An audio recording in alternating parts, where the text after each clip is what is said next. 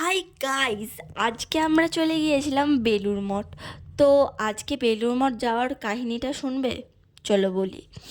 তো আজকে আমার মনটা মনে হচ্ছিলো যেন কোথাও একটা গেলে ভালো হয়।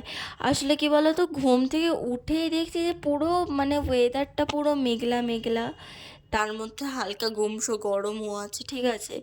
তো এরকম এই ওয়েদারটায় কোথাও যেখানে বেশি হাওয়া দেবে, এরকম একটু গাছপালা থাকবে, এরকম জায়গায় গেলে কি বলো তো, ভাল লাগে মনটা। তাই আমি ওখানে চলে গিয়েছিলাম। তারপরে ওখানে কি ভিড়, বাপরে বাপ! এই গরমের মধ্যে যা ভিড়! আর এখানে আম গাছগুলোতে আম ধরেছে, বাপরে বাপ! আম বোধহয় পারেও না, এত আম ধরেছে, কেউ আমই পারে না।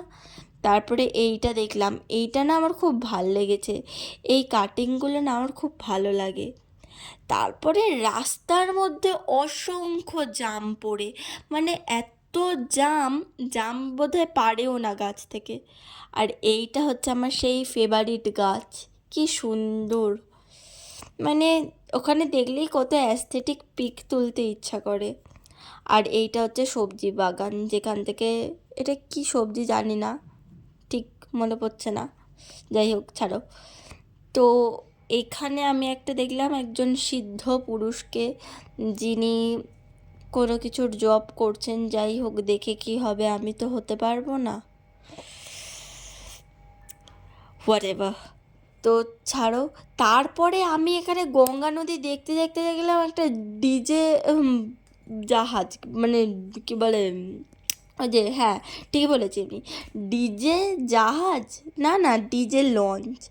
তারপরে আমাদের হয়ে যায় বিদায় বেলা।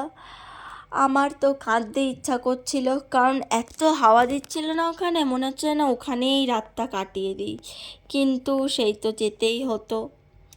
তারপরে আসার পথে আমাদের একটা, দেখবে, ওই কালী মন্দির মতো পড়ে, ওখানে গিয়েছিলাম, ওই ছবি তুললাম। তারপরে ওই বরানগরের আলুর দম আর মোমো খেয়ে হয়ে গেল আমাদের এন্ডিং।